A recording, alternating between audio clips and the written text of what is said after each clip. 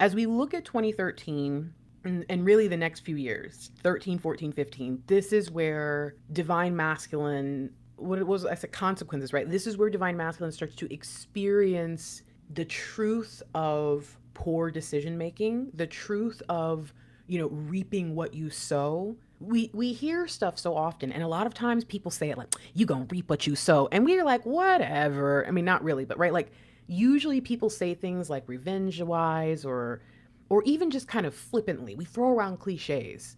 But there's a point in everyone's life where a cliche becomes real and they go, oh, I see. And so I think that these were those years where they started to go, oh, I see. And it wasn't just about the cliches that people say, it was about everything. So in 2013, we have all these little mistakes, and it's all just too easy to ignore because if I pay attention to it, then I'm going to have to deal with the consequences head on. I don't even want to know.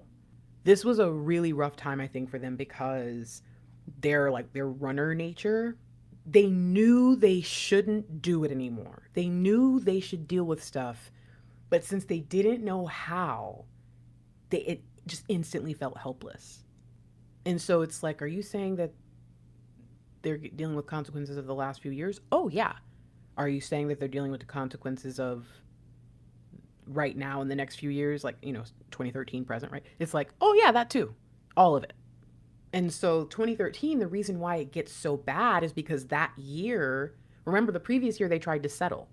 They tried to tell themselves, get over it, deal with it. Now they're realizing I'm not okay. So obviously this isn't enough. But you know what? That's okay. That's okay. That's okay. Because again, I'm just getting started. I don't really know what I'm doing here. So I'm just going to fake it till I make it, or just keep pushing, or whatever it is, right? Everything's fine. I know the world's on fire all around me, but everything's fine. And they did that for a while, and then they were stuck because by allowing all this stuff to go wrong, by starting bad relationships, by going into, horrible jobs, all the things that they did at this time, they were digging into another bad season. Yeah, they're telling themselves, oh, I'm starting fresh, but that's not really true. It hasn't been true for such a long time. And so what we see here is somebody who pretty much ends up in like what would you call that? Like a self-fulfilling prophecy? No, it was more like a spiral. Because by the time, even looking back, 2010 to 2012, it's like by the time they realized that the way that they were thinking was a problem, it was too late. 2013 to 2015, it's like by the time that they realize whatever stupid thing they're doing now is probably not a good idea and they should actually do something about it, it's always too late. And then you've got all the other things you're still dealing with. So it's just, okay.